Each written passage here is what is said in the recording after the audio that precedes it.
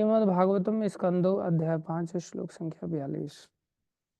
भूर्लोकः कल्पितपद्भ्याम् भुवर्लोको अस्य नाभितः। भुवर्लोको अस्य नाभितः। कल वाला पूरा परफेक्ट हो गया था ना। स्वर्लोकः कल्पितो मूर्ध्ना स्वरलोकः कल्पितो मूर्धना इति वा लोककल्पना। इति वा लोककल्पना। भूर्लोकः कल्पितपद्भ्याम् भूर्लोकः कल्पितपद्भ्याम् भुवर्लोको अस्य नाभितः। भुवर्लोको अस्य नाभितः। स्वर्लोकः कल्पितो मूर्ध्ना स्वरलोकः कल्पितो मूर्धना इति वा लोककल्पना। इति वा लोककल्पना। भूर्लोकः कल्पितपद्भ्याम् भूर्लोकः कल्पितपद्भ्याम् भुवर्लोको अस्य नाभितः। भुवर्लोको अस्य नाभितः। स्वर्लोकः कल्पितो मूर्ध्ना स्वरलोकः कल्पिता मूर्धना इति वा लोककल्पना। इति वा लोककल्पना। भूर्लोकः कल्पितपद्भ्याम् भूर्लोकः कल्पितपद्भ्याम् भुवर्लोको अस्य नाभितः। भुवर्लोको अस्य नाभितः। स्वर्लोकः कल्पितो मूर्ध्ना स्वरलोकः कल्पिता मूर्धना इति वा लोककल्पना। इति वा लोककल्पना। शब्दार्थ भूर्लोकः पाताल से लेकर पृथ्वी तक के समग्र ग्रह मंडल समग्र ग्रह मंडल कल्पितः कल्पिता कल्पना पर आधारित कल्पना पे आधारित पद्भ्याम पद्भ्याम् पामों पर स्थित पापों पर स्थित भुवर्लोकः भुवर्लोक अस्य भगवान के विश्व रूप की नाभितः नाभितः नाभि से स्वर्लोकः स्वरलोकः स्वर्गलोक से प्रारंभ होने वाले ऊर्ध्वलोक कल्पित कल्पित कल्पना किए गए मूर्धना वक्ष स्थल से लेकर वक्षस्थल से लेकर सिर तक इति इस प्रकार इस प्रकार वा अथवा लोक लोक कल्पना कल्पना। अनुवाद अन्य लोग संपूर्ण लोकों को संपूर्ण लोगों को 3 भागों में 3 भागों में विभाजित कर सकते हैं। विभाजित कर सकते हैं। इनके नाम हैं के नाम है परम पुरुष के पांवों पर परम पुरुष के पांवों पर अधोलोक पृथ्वी तक, पृथ्वी तक, नाभि पर नाभि पर मध्यलोक मध्यलोक तथा तथा वक्ष स्थल से वक्षस्थल से सिर तक सिर तक ऊर्ध्वलोक स्वर्लोक। ओम अज्ञानतिमिरन्धस्य ज्ञानाञ्जनशलाकया चक्षुरुन्मीलितं येन तस्मै श्रीगुरवे नमः। श्रीचैतन्यमनोभीष्टं स्थापितं येन भूतले स्वयं रूपनामयं ददाति स्वपदान्तिकम्। वन्देऽहं श्रीगुरु श्रीयुतापदकमलं श्रीगुरून् वैष्णवांश्च श्रीरूपं सागरजातं सहगना रघुनाथान्वितं तं सजीवम् साद्वैतं सावधूतं हरिजनसहितं कृष्णचैतन्यदेवं श्रीराधा कृष्णपदान् सहगण ललिता श्रीविशाखान्वितांश्च। हे कृष्ण करुणा सिंधो दीनबंधो जगतपते गोपेश गोपीकांत श्री राधा कांत नमस्तुते। तप्त कांचन गौरंगी राधे वृंदावनेश्वरी वृषभानुसुते देवी प्रणमामि हरिप्रिये। वाञ्छाकल्पतरुभ्यश्च कृपा सिन्धुभ्यैव च पतितानां पावनेभ्यो वैष्णवेभ्यो नमो नमः। जय श्री कृष्ण चैतन्य प्रभु नित्यानंदा श्री अद्वैत गदाधर शिवासादि गौर भक्तवृंद। हरे कृष्णा कृष्णा कृष्णा हरे हरे हरे राम राम राम हरे हरे कृष्णा कृष्णा हरे हरे हरे राम राम राम हरे। गुरुवे हरे कृष्णा कृष्णा कृष्णा हरे हरे, हरे राम राम राम। गुरुवे गौरचंद्राय राधिकाय तदालये, कृष्णाय कृष्ण भक्ताय तद्भक्ताय नमो नमः। हरे कृष्णा। सभी भक्तों का हार्दिक अभिनंदन है, स्वागत है। गुरु वैष्णव की दया से जो कुछ कहें कृपा करके ध्यान से श्रवण करें। तात्पर्य अर्चनीय वंदनीय प्रातः स्मरणीय जगतगुरु श्रील प्रभुपाद जी द्वारा श्रील प्रभुपाद की। यहाँ पर संपूर्ण लोकों के 3 विभागों का उल्लेख हुआ है। कुछ लोग लोकों की संख्या 14 मानते हैं, यहाँ इसकी भी व्याख्या हुई। इस प्रकार श्रीमद् भागवत के 2 स्कंद के अंतर्गत समस्त कारणों के कारण नामक 5वें अध्याय के भक्ति वेदांत तात्पर्य पूर्ण है। तो यहाँ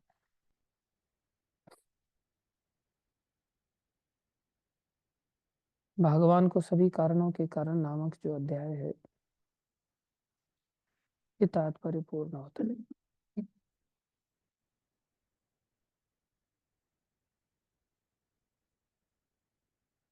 भगवान को कारणों के कारण समझने के लिए भगवान ने हमको ये मनुष्य शरीर प्रदान किया है कि हम इस शरीर के द्वारा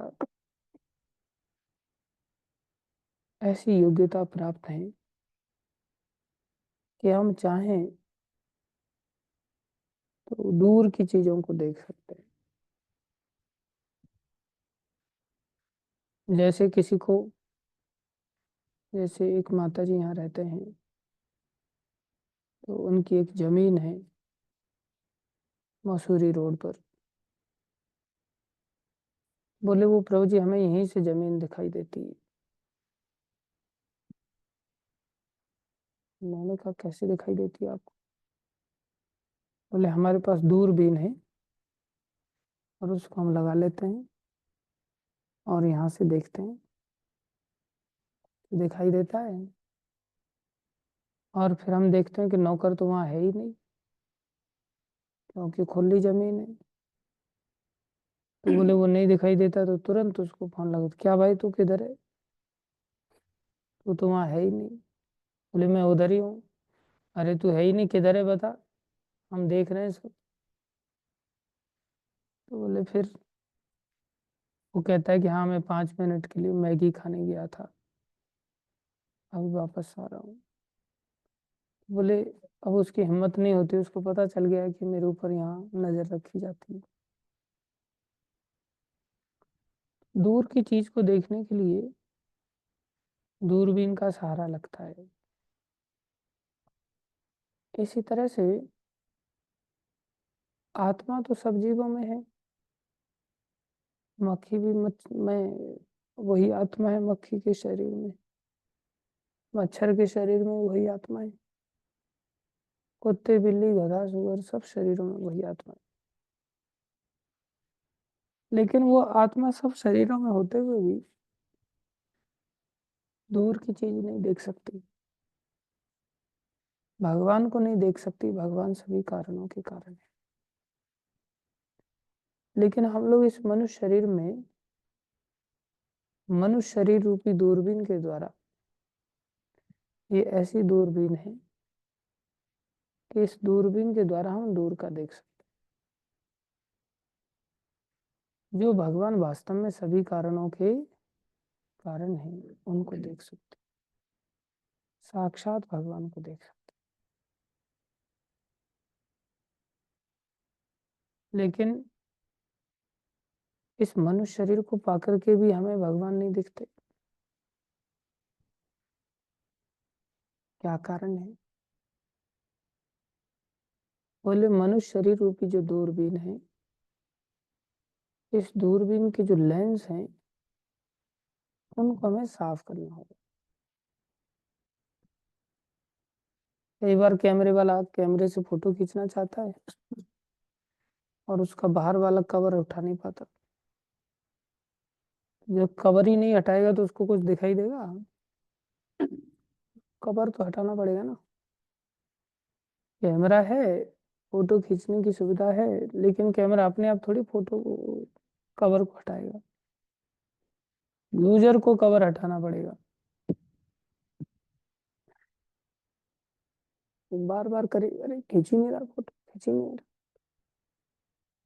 उसको कोई दूसरा व्यक्ति समझा देता, अरे मूर्ख पहले इस कवर को तो हटा दे। स्वयं में भी इतना बुद्धिमान होना चाहिए उसको। नहीं है इतना बुद्धिमान तो किसी दूसरे से सहारा ले। करना क्या है, सिंपल सा काम करना है, जस्ट कवर को ही तो हटाना है। या फिर धूल ने कवर कर दिया है, उसको थोड़ा सा साफ करना है, इतना सही काम करना है। कई बार मोबाइल से फोटो खींचते हैं तो उंगली कैमरे पर ही लगा लेते हैं, अंदर स्क्रीन पे उंगली दिखती है बस, फोटो कैसे आएगा? बोलो उंगली हटा भाई, तब फोटो खींचेगा। ऐसे ही भगवान को अगर हमें देखना है, सभी कारणों के कारण के रूप में देखना है, तो हमें इस मनुष्य जीवन को, जो कि क्या बोल रहा हूँ बस,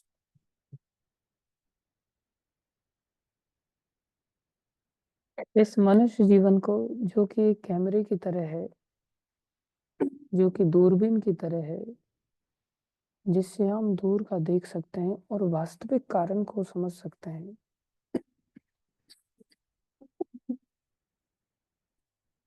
वास्तविक कारण से जो लाभ होने वाला उस लाभ को भी ले सकते हैं। जब हम कारण तक ही नहीं पहुंचेंगे, हमने सारी फिटिंग कर दिया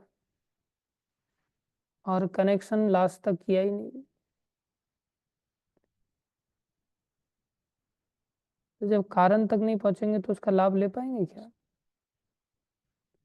आज सुबह सुबह हम पानी गर्म करने के लिए केटली थी हमारे पास, उसको रख देते हैं उसके पास और उसको बटन चालू करते, केटली का ही बटन चालू कर देते हैं, तो केटली का बटन चालू करने से ही तुरंत वो गर्म करने लगती।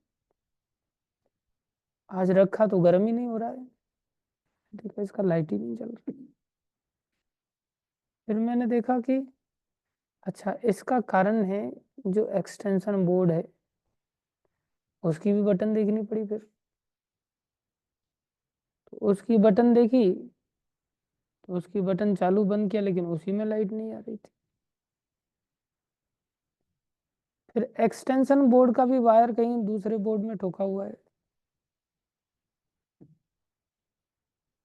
जहाँ एक्सटेंशन बोर्ड है वहीं पर एक इलेक्ट्रिसिटी बोर्ड भी है, लेकिन उसके सामने ड्रॉवर लगा हुआ है। तो मैंने उसको बाहर खींचा बड़ी मुश्किल से, बाहर ही था, खींचा, देखा तो प्लग उसमें लगा ही नहीं, वो दूसरे बोर्ड में प्लग लगा हुआ है। मैं देखा यहाँ से प्लग गायब हो गया, फिर देखा लगता है हाँ प्लग ही निकल गया इसलिए लाइट नहीं आ रही है। फिर देखा वहां प्लग लगाया ही नहीं है, प्लग किसी दूसरे बोर्ड में लगा हुआ है वायर लंबा करके। फिर वहां तक गया मैं, शायद इसका बटन बंद होगा, फिर उसका बटन देखा तो वो पहले से चालू है, फिर भी लाइट नहीं आ रही। फिर वायर को देखा ऐसे हाथ लगा करके कहीं वायर तो नहीं जल गया है, देखा वायर पे फ्यूज चिपका हुआ था उसके प्लग के सामने ही, लेकिन वायर जला नहीं, सही सलामत है। फिर सोचा कि यार इसमें करंट ही नहीं आ रहा है, बोर्ड में ही नहीं करंट आ रहा होगा, शायद बाहर की एमसीबी गिर गई होगी। फिर उतनी हिम्मत नहीं हुई कि अब एमसीबी गिर गई है या एमसीबी उठ गई है, अब सोचे ठंडा ही पानी पी लो, अब बाहर निकलने की ताकत नहीं। तो फिर कारणों के कारण जो बिजली है पानी गर्म करने के लिए, उसका लाभ नहीं ले पाए, और ऊपर जाना पड़ता उसके लिए। लाभ लेना है तो फिर जाना पड़ेगा, तो कष्ट उठाना पड़ेगा। कष्ट कौन उठाए? सब समस्या तो कष्ट उठाने की है ना, तो फिर लाभ भी नहीं मिलेगा। कष्ट उठाने वाले बहुत कम होते हैं, फिर वैसा लाभ भी ले लेते हैं वो लोग। इसी तरह से संसार में भगवान क्या है? सभी कारणों के कारण है। तो वहां तक पहुंचने की बुद्धि इस मनुष्य शरीर में है। लेकिन ये किसको समझ में आता है? भगवान को पहुंचना तो दूर की बात है, इस शरीर की संरचना तक लोग नहीं पहुंच पाते। किसी कुत्ते को जाकर के बताओ, भैया तेरे को पता है? बोले क्या? कि तुम जीव हो। कुत्ता पूछेगा जीव क्या होता है? बोले जीव उसको कहते हैं जिसमें 6 प्रकार के परिवर्तन होते हैं। कौन कौन से? जन्म लेना, बढ़ना, वृद्धि करना, स्थिर रहना। 6 पे पहुंच जा तू पहले ही। बाई प्रोडक्ट्स जनरेट करना, फिर होकर के संतान उत्पत्ति करना, और फिर 5वां क्षय होना, वृद्धावस्था जिसको कहते हैं, और फिर मृत्यु को प्राप्त हो। ये किसके लक्षण है? जीव के लक्षण। आत्मा को जीव बनना पड़ा। आत्मा क्या बनी? जीव बनी। जो भगवान के धाम में आत्म तत्व है उसके अंदर ये परिवर्तन नहीं है। ये परिवर्तन किसके अंदर है? जो इस संसार में आत्मा आती है उसके अंदर ये 6 प्रकार के परिवर्तन होते हैं। जन्म, वृद्धि, स्थिति, एक जैसी स्थिति, फिर बाई प्रोडक्ट्स, और फिर क्षय, और फिर मृत्यु। ये 6 परिवर्तन जीव में आते हैं। जिस जीव को भगवान ने कहा ममे वंशो जीवलोके, और जीव कहाँ रहते हैं? बोले जीवलोक में रहते हैं। जीवलोक कौन कौन से हैं? बोले 14 लोक हैं। इन 14 लोकों में कोई जगह ऐसी नहीं जहाँ जीव नहीं रहते। कोई क्या चंद्रमा पे तो कोई नहीं रहता, हम देख कर क्या है? अरे तुम क्या देख कर क्या है? हमारी देखने की क्षमता ही नहीं है।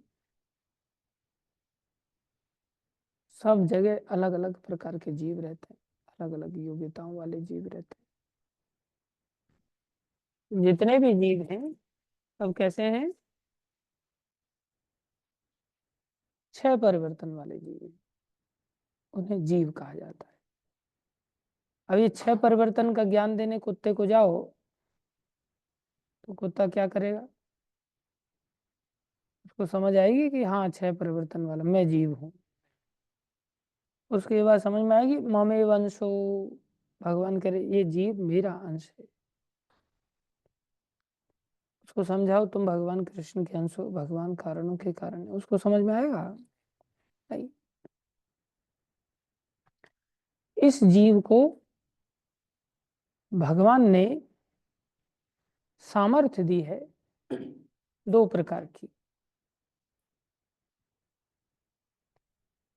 एक तो भोग भोगने की सामर्थ्य दी है, इच्छाओं की पूर्ति करने की, क्योंकि जीव भगवान का अंश है ना। तो भगवान प्यार करते हैं, तो प्यार करने के लिए इच्छा पूर्ति करने का अवसर दे देते।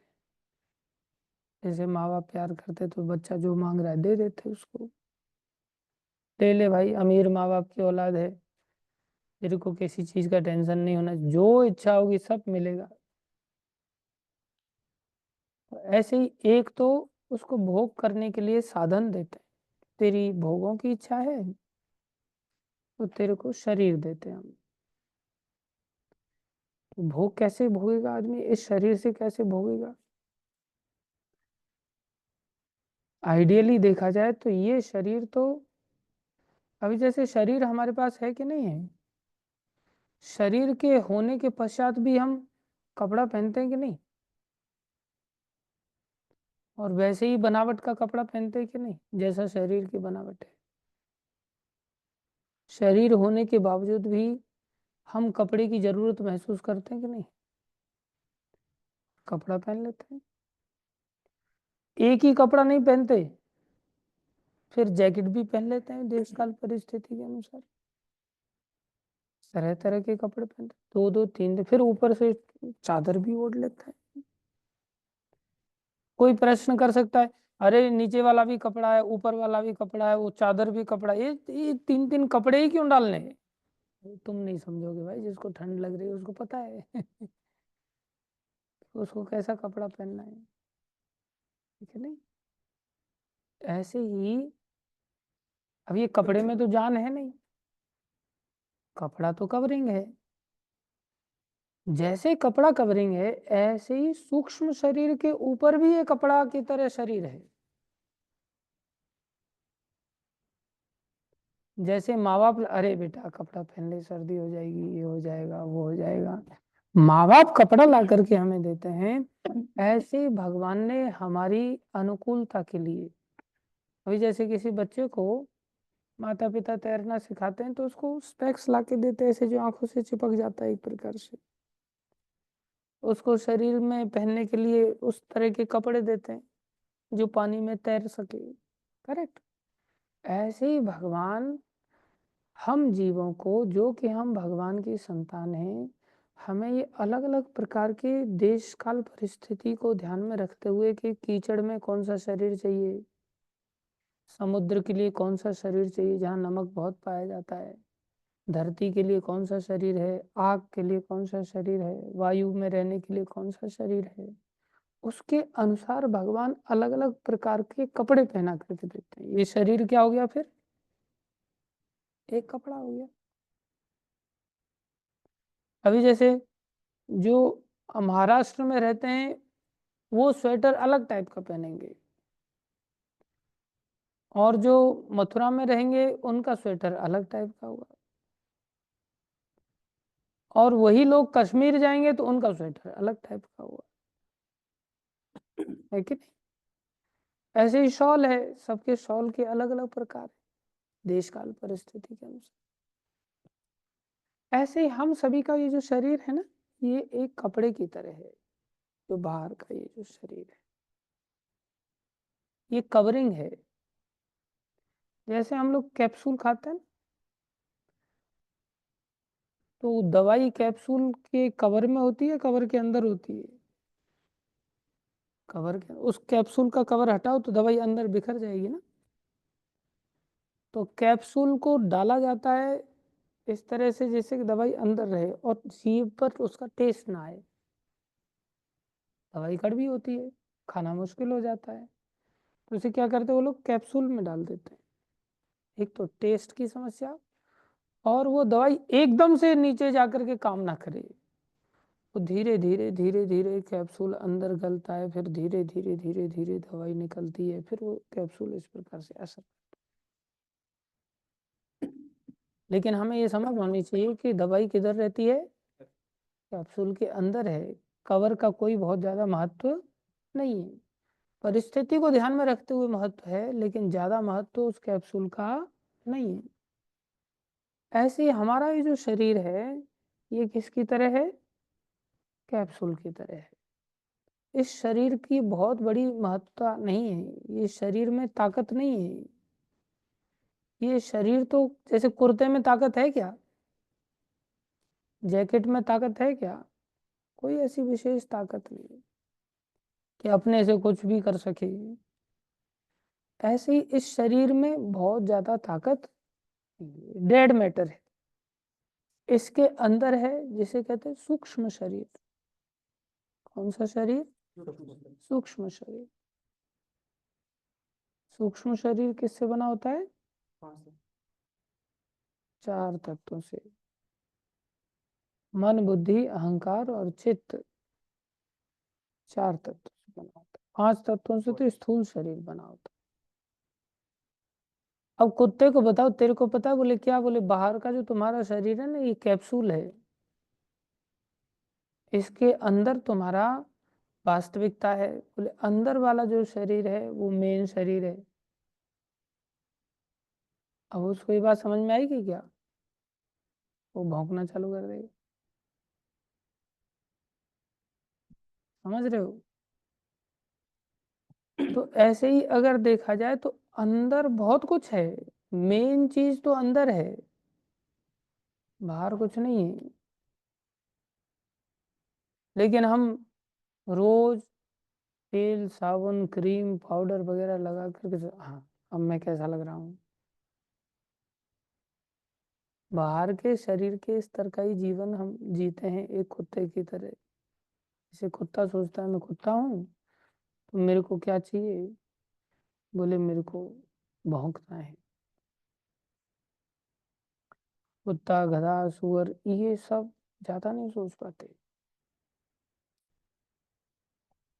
इवन सूक्ष्म शरीर वगैरह ये सब फंक्शन करने के लिए भगवान ने बहुत सारी चीजें कृपा करके दिया। जैसे ये शरीर दिया, ऐसे ही भगवान ने सूक्ष्म शरीर के अंतर्गत इंद्रियां भी दी हैं। क्या दिया है? इंद्रियां दी हैं। कितनी इंद्रियां हैं? कितनी इंद्रियां हैं? बताओ कितनी इंद्रियां? 7। कौन कौन सी 7 है? हाँ जी, 9 है शायद। अच्छा नोज, हाँ 3 हो गए, ईयर्स 4, त्वचा 5, 5 ही है ना? तुम 7 बता रहे थे। इतनी इंद्रियां होती? 10 हो गई है तो। तुम 7 बता रहा था, फिर 5 पे आ गया। 5 ज्ञान इंद्रियां हैं और 5 कर्म इंद्रियां होती हैं, इनसे काम करते हैं।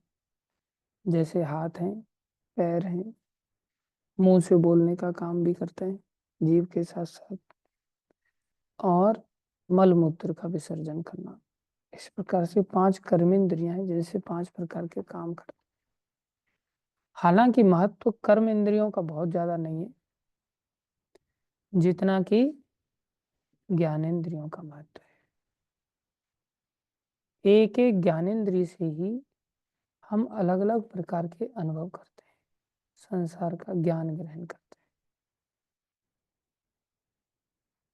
हैं। अब खीर मीठी है कि फीकी है, इसका ज्ञान हाथ पैर नहीं बताएंगे।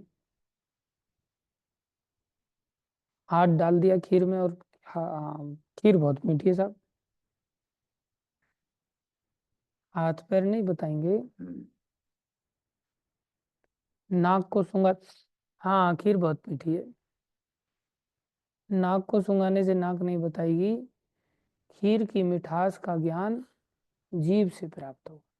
केवल एक जगह जीभ सारे शरीर में बताएगी ये मीठी है, खट्टी है, तीखी है, नमकीन है, क्या है। ऐसे ही मीठे शब्द बोल रहा है कोई व्यक्ति, कड़वे शब्द बोल रहा है और उसके कान फोड़ दिए जाएं, उसको पता चलेगा ये क्या बोल रहा है? उसका ज्ञान सारा शरीर में हाथ पैर नहीं बताएंगे, उसका ज्ञान कान से ही होगा। कान कितने महत्व की, एक एक इंद्रिय कितने महत्व की है जो ज्ञान दे रही है हमको। ऐसी आंख है, रूप का ज्ञान देगी, नहीं तो सारा संसार अंधकार से भर जाएगा। अंधेरा है नहीं, आंख हटा दो तो सब अंधेरा ही अंधेरा। ऐसी कोई चीज ठंडी है घर में, ये हाथ पैर नहीं बता रहा है, क्या बताता है? कोई चीज ठंडी है घर में, कौन बताता है, हाथ या पैर? हाथ। हाथ पैर नहीं बताते, त्वक इंद्री बताती है, चमड़ी बताती है। जो त्वक इंद्री, हाँ कोई कहे हाथ से ही तो पता चलता है ठंडा है गर्म है, हाथ से नहीं पता चलता। वो तो त्वक इंद्री ऐसी है जो हाथ में भी फैली हुई है। हाथ में भी त्वचा है कि नहीं है? त्वक इंद्री को हटा दो तो फिर हाथ नहीं बता सकता। अब आंख है तो आंख एक ही जगह पर है, लेकिन त्वक इंद्री ऐसी जो सारे शरीर में फैली, कितनी जरूरी इंद्री है। भगवान ने इस इंद्री को सारे शरीर में व्याप्त किया। अगर भगवान इसको सारे शरीर में व्याप्त नहीं करते तो पैर जल रहा है तो पता ही नहीं चलता, पैर को ठंडी लग रही है पता ही नहीं चलता। कितने दयामय भगवान है कि नहीं। और जैसे कई बार हम लोग कपड़ा पहनते हैं और चूल्हे पर काम करते हैं और कपड़ा चूल्हे में घुस जाता है अंदर, ओढ़ते उतारते समय उसका कोना जलना चालू हो जाता, हमें पता ही नहीं चलता कि उसका कोना जलना चालू हो गया। धीरे धीरे आग हम तक पहुंचती है, कई बार जलने की संभावना अधिक होती है कि नहीं। ऐसे ही ये पूरे शरीर रूपी कपड़े में भी भगवान ने इंद्रिय को फैला दिया। आंख को सारे शरीर में नहीं फैलाया, नाक को सारे शरीर में नहीं फैलाया, कान को सारे शरीर में नहीं फैलाया, लेकिन त्वक इंद्रिय को भगवान ने क्या किया, सारे शरीर में फैलाया। हमको लगता है ठंडे गर्म का ज्ञान कौन दे रहा है, हाथ दे रहा है साहब, पैर दे रहा है। हाथ पैर ठंडे गर्म का ज्ञान नहीं देता, इसका ज्ञान तो त्वक इंद्री देती है जो हाथ में फैली हुई है। समझ आ गया? अभी समझ आया? नहीं आया? हाथ पैर बता रहे ठंडे गर्म का या त्वचा बता रही है? उंगली डाल रहे पता चल रहा है। अरे उंगली में भी तो त्वचा है, त्वक इंद्रिय है।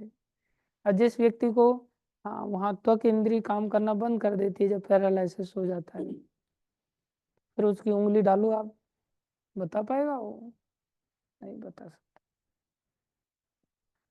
इसलिए इंद्रियां हैं जो इस बात की जानकारी देती हैं। महत्व तो ज्ञान इंद्रियों का बहुत है, कर्म इंद्रियों का इतना ज्यादा महत्व नहीं है जितना ज्ञान इंद्रियों का महत्व है। कर्म इंद्रियां तो इंजन के पीछे बोगी की तरह हैं, उनको चलना ही पड़ता है। इसलिए जैसा इंद्रियां ज्ञान ग्रहण करती हैं उसके अनुसार कर्म इंद्रियां काम करने लग जाती हैं। समझ रहे हो? तो इस शरीर का क्या महत्व है, बोले ये मनुष्य शरीर ऐसी दूरबीन है जिसमें हम ऐसे एक एक कारण के पीछे कारण देखते हुए दूर का देखने के लिए प्रयास कर सकते हैं ना, कि भाई ये शरीर के पीछे, हाँ ये जो आंख रूपी गड्ढा है इसके पीछे आंख रूपी चक्षु रूपी इंद्रिय है, चक्षुंद्रिय है। अब देखो दो तरीके हैं, एक तो इस इंद्रियों को, अब समझ में आ रहा है जीव किसको कहते हैं। जीव इन इंद्रियों को लेकर के आया, शरीर को लेकर के आया, मन को लेकर के आया, बुद्धि को लेकर के आया, चित्त को लेकर के आया, मिथ्या एक अहंकार को लेकर के आया। इन सब चीजों को लेकर के जो घूमता है उसे क्या कहते हैं, जीव कहते हैं। समझ रहे हो? ये सब चीजों को इकट्ठी करके जो चलता है उसे क्या कहते हैं, जीव कहते हैं। अभी जैसे आप डाइव करोगे कभी पानी में तो आपको टॉर्च भी लेकर के जाते हैं ना लोग, और गहराई में जाने के लिए टॉर्च लिया, स्पेक्स लिया, और पैरों में भी बांधा मछलियों की तरह से पंखे जैसे, और फिर अंदर गया हो तो उसको कहते हैं डाइवर्स। क्या कहेंगे उनको, डाइवर्स। भाई ये डाइव करते हैं, अंदर जाते हैं, ये सब चीज़ों के साधनों के साथ जाते हैं। कई बार ऑक्सीजन सिलेंडर भी लेकर के जाना होता है। समझ में आ रहा है? तो इन संसार में भगवान के धाम से जो जीव है वो इन सब चीजों को लेके चलता है। उसके पास इंद्रियां दी जाती हैं, उसको मन दिया जाता है, उसको बुद्धि दी जाती है, उसको अहंकार मिथ्या प्राप्त हो जाता है। जैसे ही यहाँ आता है उसको ये सब चीजें दी जाती, जिसको गीता में भगवान ने कहा मना षष्ठानी इंद्रियानी प्रकृति स्थानी कर्षति जीव लोके ममे वंशो, ये मेरा अंश है जीव। जीव लोके, इस जीव लोक में जीव बन गया, जीव भूतः जीव बन गया है, लेकिन सनातन। अब जीव में तो जन्म मृत्यु आ गई ना, जो हमने पहले 6 परिवर्तन देखे थे। तो मेरा अंश रहने वाला जो जीव, ये क्या हो गया बेचारा, मवे वंशो जीव लोके, जीव लोक में चला गया, जीव भूत बन गया, अर्थात जीव बन गया, भूत मतलब बन जाना, जीव बन गया और है सनातन। अब सनातन के साथ गड़बड़ होने लग गई ना, क्यों हो रही है? बोले मन षष्ठानी इंद्रियानी, षष्ठानी मतलब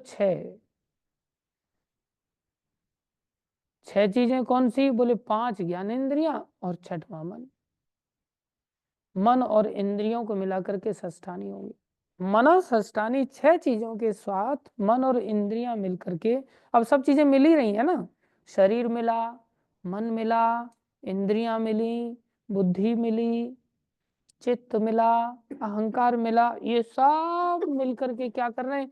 प्रकृति स्थानी कर्षति, प्रकृति के अंतर्गत, कर्षति मतलब संघर्ष कर रहे हैं या प्रकृति का भोग कर रहे हैं। समझ रहे हो? अब ये ज्ञान कुत्ते को जाकर के दो कि भाई तुम्हारे पास ये 5 ज्ञानेंद्रियां होती हैं, तो उसकी बात समझ में आएगी?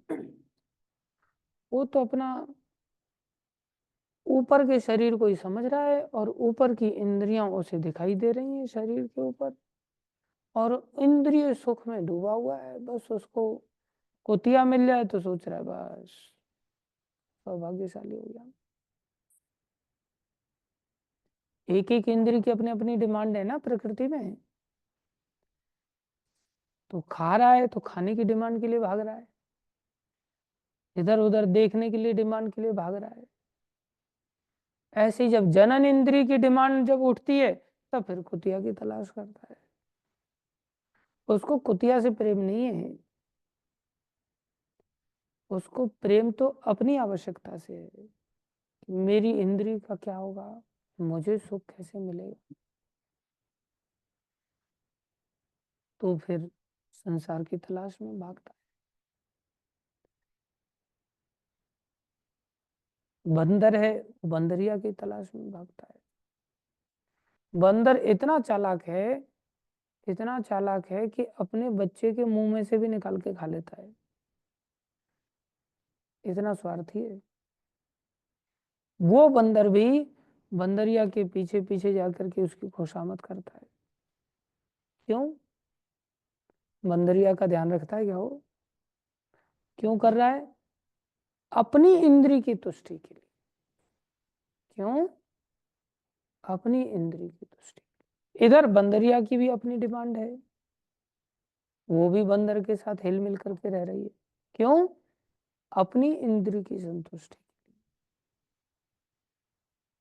तो ये सब इंद्रियों का जो आस्वादन है, इंद्रियों को इंद्रियों के विषयों में जो लगाने की वृत्ति है, इससे क्या हो जाता है? ये इंद्रियां दूषित हो जाती हैं। इंद्रियों के जो विषय हैं, ये इंद्रियों को जब प्रदान कर दिए जाते हैं, जिसको इंद्रिय भोग कहते हैं, इससे इंद्रिय रूपी लेंस दूषित हो जाते हैं। ये दूरबीन दी है भगवान ने। कुत्ते बिल्ली आदि को ये बात समझ में नहीं आएगी, लेकिन ये बात पहले ज्ञान ही हो जाए इस चीज का कि भाई हमारे पास ये इंद्रियां अलग हैं, शरीर अलग है, मन अलग चीज है, बुद्धि अलग चीज है, अहंकार अलग चीज है, चित्त अलग चीज है। इतना कारणों के कारण तक वहां तक इस अपने ही शरीर में नहीं देख पाते अपने ही शरीर में नहीं देख पाते, भगवान कारणों के कारण वहां तक बुद्धि जाएगी क्या? क्यों नहीं देख पाते? भोगों में इतने डूबे हुए हैं। अब जैसे कोई बहुत अमीर आदमी है, अब वो क्या कर रहा है, जीव को संतुष्ट करना चाह रहा है। जीव को संतुष्ट करने के लिए क्या कर रहा है, लाओ भाई 3 सब्जियां बनाओ, पालक की पूड़ी अलग, चुकंदर की पूड़ी अलग, प्लेन पूड़ी अलग, और दुनिया भर की सलाद फलाद डाल डूल करके लोग कितने वैरायटी की पूड़ी बनाते हैं। लाल रंग की अलग पूड़ी आएगी, हरे रंग की अलग पूड़ी आएगी, और पीले रंग की भी पूड़ी आती है। ऐसे तरह तरह की पूड़ियाँ आएंगी। अब तरह तरह की पूड़ियाँ आ गई, तरह तरह की सब्जी आ गई। हाँ, ये पालक की सब्जी है, ये पनीर की सब्जी है, ये शाही पनीर की सब्जी है, ऐसे ऐसे। हाँ, शाही सिस्टम बनता चला गया। अब 10 15 20 थालियां ऐसे बढ़िया कटोरियों के साथ ऐसे लग जाए सामने, 56 भोग समझ लो एक प्रकार से। अब उस व्यक्ति को बताओ कि जो इंद्रियों का जो तुम भोग भोग रहे हो ना, ये इंद्रियों को गंदा कर रहे हो, तो वो आदमी आपके साथ धन्यवाद करेगा जिसके सामने ऐसा 56 भोग सचा हुआ है? क्या बोलेगा वो? इसको पहले बाहर निकालो, इस आदमी को उठा के बाहर फेंको। कोई ज्ञान सुनने वाला, जब कि वो कर क्या रहा है, मनुष्य शरीर में पाकर के जो काम सुअर कर रहा है, 56 लोगों ने मान लो व्यवस्था बनाया सुअर के लिए, 2 नंबर कर दिया 56 लोगों ने। अब वो देख रहा है इसकी वैरायटी अलग है, इसकी वैरायटी सब खाऊंगा बोले मैं, और सुअर को डंडा मार करके भगाओ, भागेगा वो? वही व्यक्ति एकदम मोटा आदमी बन गया है, अमीर आदमी बन गया है, सुअर बन गया है एक प्रकार से, और वो खाने के लिए बिल्कुल तत्पर है। उसको कदम कदम पर विषयों में चेंज चाहिए, और इंद्रियों के भोगों को भोग रहा है, इंद्रियों को खिलाया जा रहा है, खिलाया जा रहा है। ये अवसर दिया था नचिकेता को यमराज ने, जो धर्मराज के रूप में थे। 3 दिन बाद आए धर्मराज, नचिकेता ने इंतजार किया। तो नचिकेता को बोला पहले तो तुम 3 वरदान मांग लो, तुम्हें 3 दिन इंतजार करना पड़ा मेरी वजह से। बोलो क्या चाहते हो? स्वर्ग ले लो, इधर देखो कितनी सुंदर अप्सराएं नाच रही हैं। अमीर लोगों के सामने भी नाच गान चलता रहता है, इधर देखो स्वर्ग की अप्सराएं नाच रही हैं। और यहाँ का तुम अमृत पी लो, सृष्टि का सबसे मीठा पदार्थ, संपूर्ण सृष्टि का सबसे टेस्टी पदार्थ क्या है? देवलोक का अमृत, अमृत पी लो। इससे क्या होगा? बोले तुम्हारी आयु लंबी हो जाएगी, इतनी सारी अप्सराएं हैं, इतना आनंद, नाच गाना एकदम, इंद्रियों को तुष्ट करो, कितना मजा आएगा। तो वो कहते अरे, इंद्रियां मोटी क्या होंगी, इंद्रियां जल जाएंगी, जरयंती तेजा। अरे यमराज, इंद्रियां तो जल जाएंगी इससे। इंद्रियों का भी एक अपना तेज होता है, भगवान के द्वारा दी गई है ना। आप देखो, जो बच्चे लोग इंद्रिय भोग नहीं भोगते ना, उनकी आंखों में अलग प्रकार की चमक आती, उनकी नाक भी एक अलग प्रकार की कोमलता रखती है, उनके होठों की अलग कोमलता रहेगी, उनका सारा शरीर बड़ा कोमल और बड़ा एक चमकदार दिखाई देगा, अलग ही चमक दिखाई। और जो इन इंद्रियों को बस गुटखा खा खा करके जीव को सोचे मैं सत्य संतुष्ट करता हूँ, चाय पी पी करके संतुष्ट करता हूँ, कॉफी पी पी करके संतुष्ट करते लोग, बोले इससे इंद्रियां जल जाती, इंद्रियों का तेज खत्म हो जाता है, और एकदम फिर बिल्कुल भेड़ों रासा जैसा लगेगा, एकदम भद्दा लगेगा। कोई रंग पर निर्भर नहीं करता कि ये काला व्यक्ति है या गोरा व्यक्ति है। गोरा व्यक्ति है एकदम जल जला करके एकदम मुरझा गया, जैसे पेड़ के नीचे कई बार कूड़ा जलाते हैं तो पेड़ के जो पत्ते होते हैं ना ऊपर वाले, वहां तक थोड़ी गर्मी पहुंच जाती है, तो गर्मी के कारण वो मुरझा जाते हैं। कैसे लगते हैं वो, ऐसा लगा काट के इसको अलग करो यार।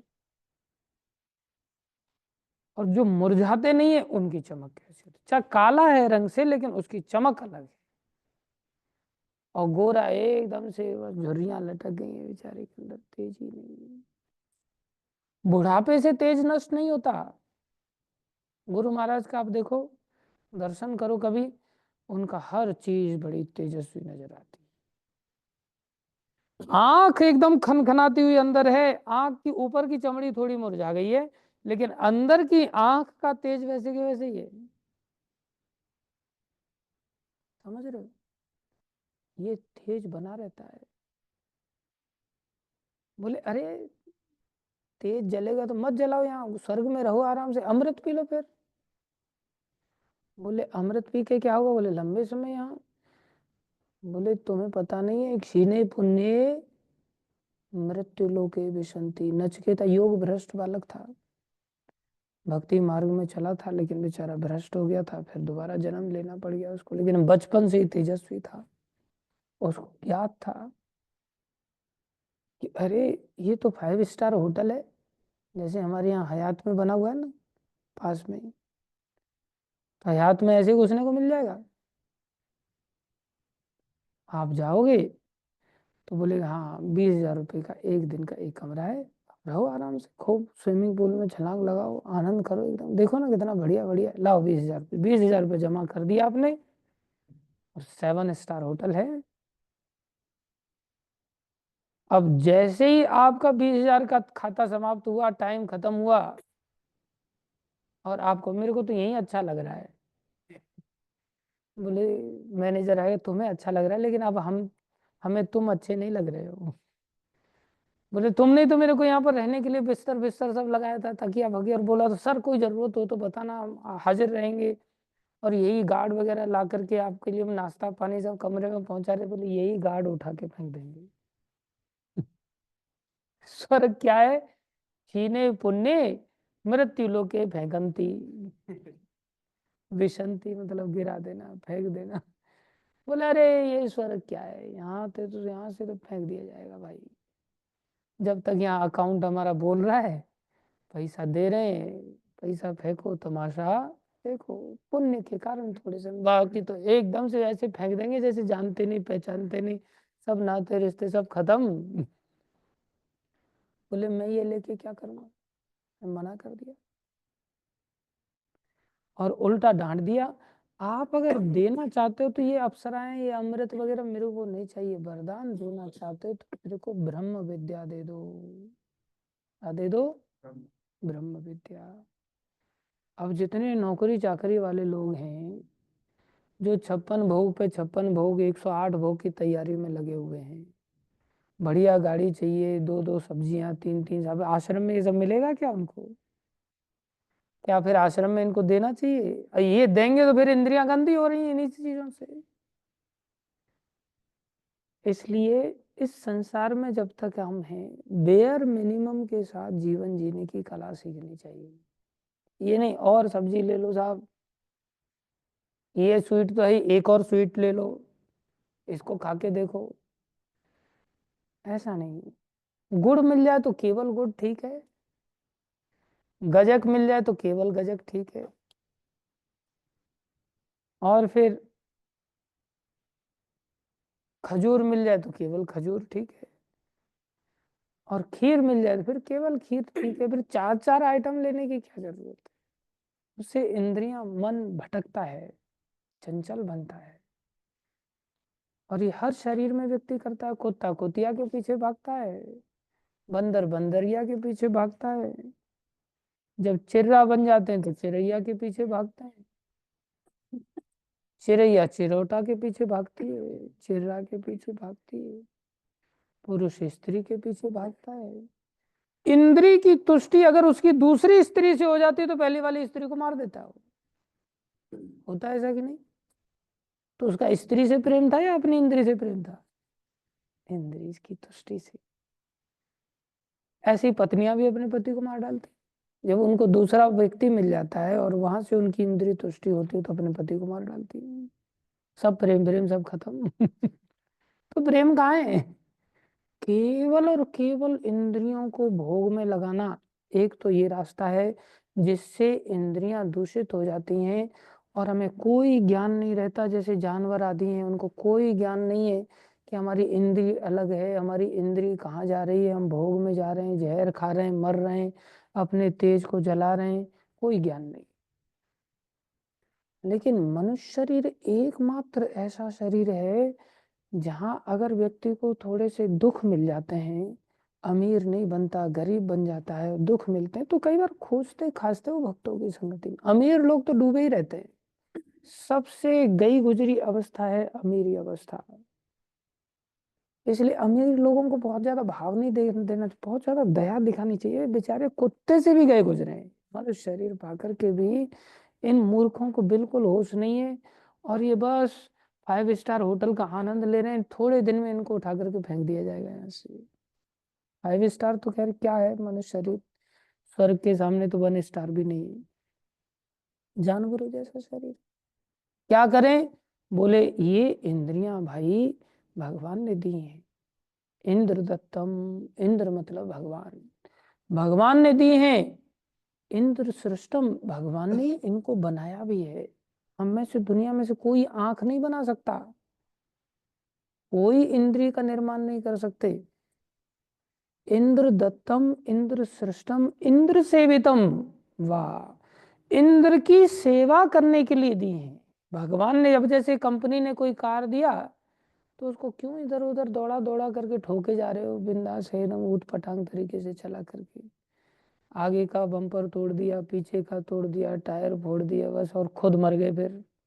अरे वो जो तुम्हें कार दी है, तुम उसका इच्छा के अनुसार दुरुपयोग भी कर पा रहे हो और सदुपयोग भी चाहो तो कर सकते हो। सदुपयोग क्या है? भगवान की सेवा में लगा दो। जैसे ही भगवान की सेवा में लगाएंगे, ये इंद्रियां शुद्ध हो जाएंगी, मन शुद्ध हो जाएगा, चेतो दर्पण मार्जनम, चित्त मार्जित हो जाएगा, शुद्ध हो जाएगा, अहंकार शुद्ध हो जाएगा। जैसे ये सब शुद्ध होगा, फिर भगवान सभी कारणों के कारण इस दूरबीन से दिखाई देने लग जाएंगे, अपने आप दिखाई देने लग। ऐसा नहीं कि हमें दूरबीन के लिए कहीं जाना पड़ेगा, भगवान हमारे ही हृदय रूपी गुफा में अंदर बैठे हुए हैं। लेकिन भगवान देखे, अरे अरे जैसे कोई व्यक्ति आपके कमरे में घुसे और आपने सब कमरे में 2 नंबर ही 2 नंबर कर रखा है। जैसे, हाँ, एक घटना रूपा जी से सुनाते हैं। एक लड़की थी, अच्छी भक्त थी, वृंदावन की घटना है। तो एक लड़का उसकी ओर आकर्षित हो गया, तो बोले मैं तुमसे शादी करना चाहता हूँ। बोले कर लेना। बोले मिलना है मेरे को, बातचीत करनी है आपसे। बोले आ जाना कल, बातचीत डिटेल में बातचीत कर लेंगे, कहाँ शादी करनी है, कैसे करना है, क्या करना है, आ जाना। बोले आ तो जाऊंगा, लेकिन शादी से पहले मिलना तो बहुत कठिन होता है, तुम्हारी माँ बैठी रहती है, दादी बैठी रहती है घर में, कहाँ से घुस कर के आऊंगा, तुम्हारा कमरा किधर है? बोले मेरा कमरा तो ऊपर है, मैं ऊपर ही सोती हूँ, तुम ऊपर ही आ जाना। लेकिन दादी को और माँ को मैं बोल दूंगी, वो लोग तो मेरे, तो बोल दोगे तो मान जाएंगे? बोले हाँ मेरी बात सुनते, बोलो मेरा सम्मान करते हैं, आने देंगे तुम्हें। चला गया सुबह। तो दादी ने पहले ही बोल के उसने उसने बोल दिया था, बोले चले जाओ ऊपर, चले जाओ ऊपर। तो चला गया। जैसे ही दरवाजा खुला, एकदम जोरदार दुर्गंध।